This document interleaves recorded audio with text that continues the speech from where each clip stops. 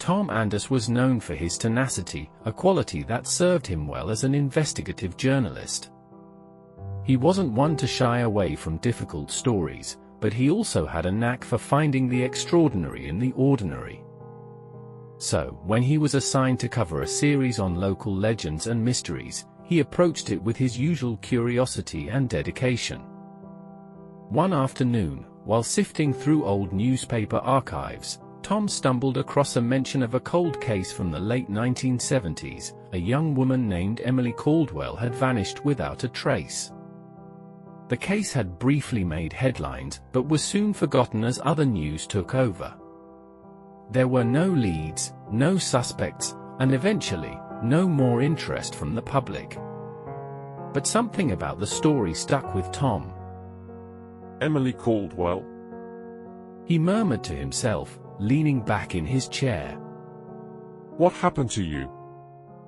Driven by a gut feeling, Tom decided to dig deeper. He visited the small town where Emily had lived, talking to locals who remembered the case.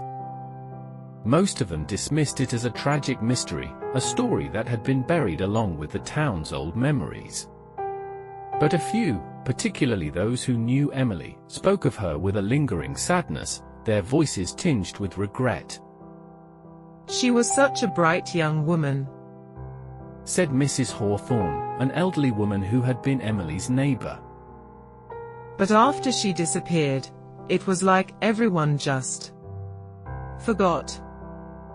Tom spent weeks piecing together Emily's life, tracing her last known movements, and interviewing anyone who might have known something. His research led him to an old friend of Emily's, now living a reclusive life on the outskirts of town. The friend, initially hesitant, eventually opened up after Tom's persistent yet empathetic approach. "She had a secret, but I promised her I wouldn't tell," the friend whispered, eyes darting nervously. Tom's pulse quickened. You don't have to break your promise, he assured her gently. But maybe there's something else you can share that might help me find out what happened to her. The friend eventually revealed a hidden diary Emily had kept, filled with entries about a mysterious relationship that had consumed her life in the months leading up to her disappearance. The details were cryptic, but Tom knew he was onto something significant. As he followed the trail of clues, Tom discovered that Emily had been involved with someone who had a lot to lose if their connection became public, someone powerful in their own right. This revelation led him to an abandoned property on the edge of town, a place where Emily had been known to visit frequently before she vanished. When Tom finally uncovered Emily's remains buried on the property, he felt a mix of sorrow and satisfaction. The forgotten truth was out in the open now, and while it wouldn't bring Emily back, it would at least give her family the closure they had long been denied.